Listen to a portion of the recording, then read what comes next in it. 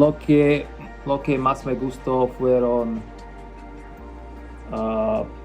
paisajes, los paisajes y la libertad, oportunidades para nadar y correr todos los días. Sí. Y me gustó comer buena comida. Por ejemplo, comí, ¿cómo se dice? Pescado, sí, pescado y camarones.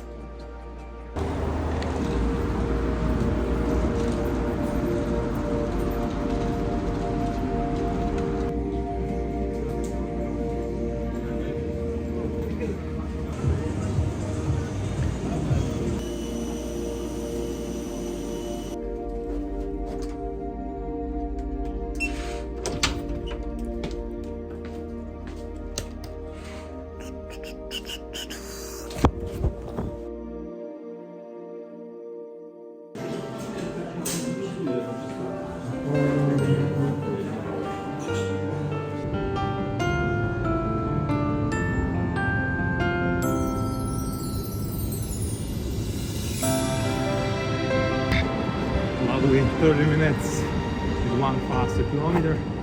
Now let's pick up the number.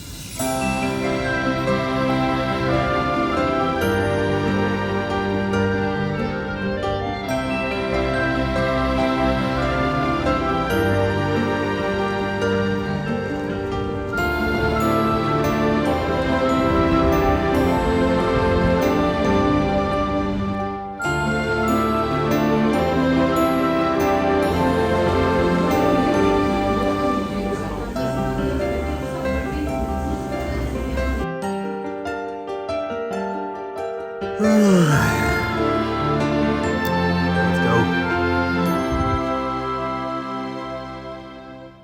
Breakfast of the champions.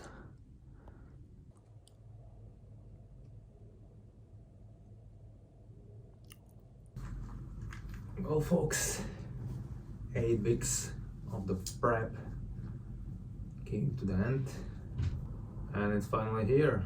It's race day, race morning, in less than 90 minutes. And to be honest, the one emotion I feel the most is gratefulness. I'm really grateful that I can be here and I'm healthy, because literally 3 months ago I couldn't even walk, and I didn't know if I will be able to be back and run this marathon. And now I'm here. Now I have a fighting chance, and that's awesome. So it really almost doesn't matter what's going to happen. A lot of things I don't have under control, but what I have under control is the option to do my best in every minute of the race, and I will do that. And if I will come to the finish and I will know that I did my best, then that's all I care for and all I wish for. So that's my goal, that's my priority. And yeah, just really being grateful that I can be here and I'm healthy. It's amazing to do what you love, to run, to race, to challenge yourself. So let's do this, shall we?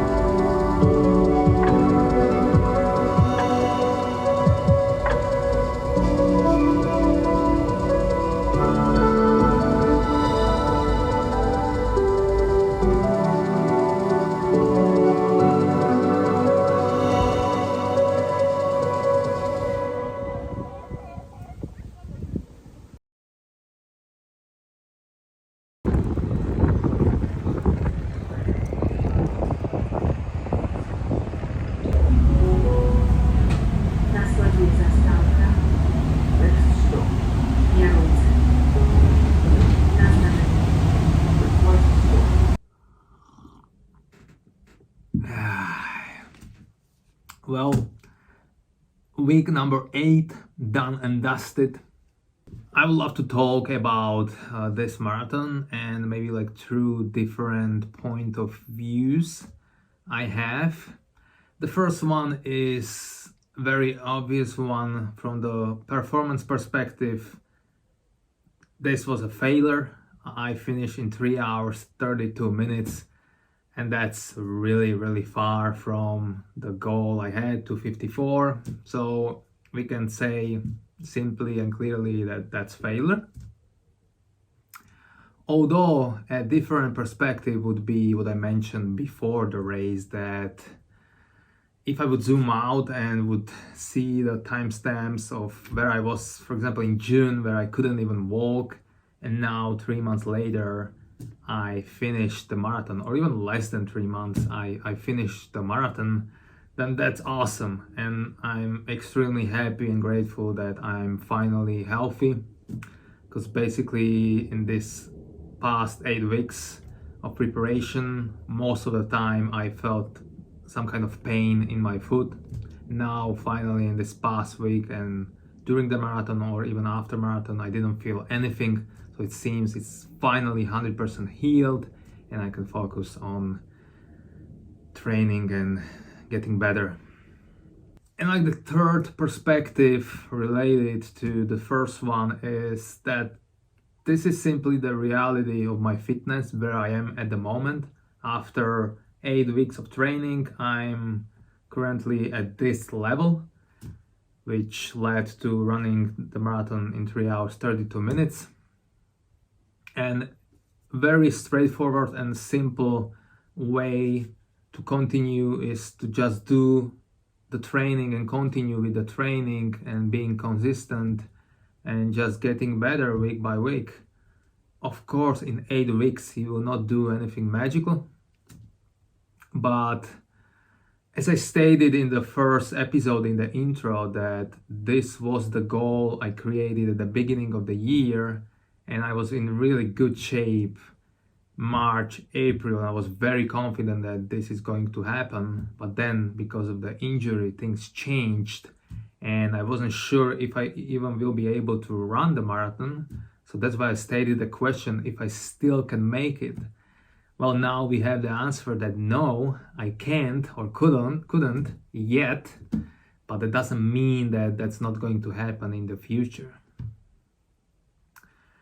And about the marathon itself, like everything was pretty good, like the taper, the carb loading, the nutrition, all felt good. And through the first half marathon, I was running with the 3:15 pacers, so in the group, and it felt okay. Then I felt like I wanted to push more, and I wanted to see if I can do it. So I speed up, and after like 10 minutes I could say that no, that's not going to happen, and I actually slowed down even more and then finished in 3 hours 32 minutes. But to be honest, legs felt really strong and really good. Even now after the marathon, I'm just slightly sore, but nothing too serious. So the legs are in a really good shape. What was my limitation? It were my lungs. I just couldn't breathe and couldn't support that faster pace. And that's the ongoing problem, really. I knew about that already in the past year when I did a lot of ultrarunning races, and in many of them I was struggling with breathing. So then through the winter I was focusing more on that, and I was better. I PR'd my 10K. I had the best 7th place at the 50K race in January, and also PR'd the 100K in March. And then for whatever reason I kind of stopped with those breathing exercises and with those and with those things. And now through these past weeks, I'm sometimes I was doing that, sometimes not. Wasn't very consistent. And now I could feel that it is the problem, and I need to work on that again.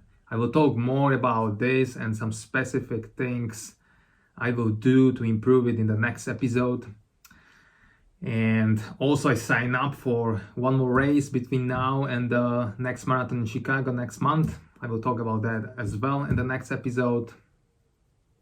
And I will close this talk with a statement maybe, or with the motto I'm carrying in my head and through this past several weeks, that it's not really about winning or losing for me.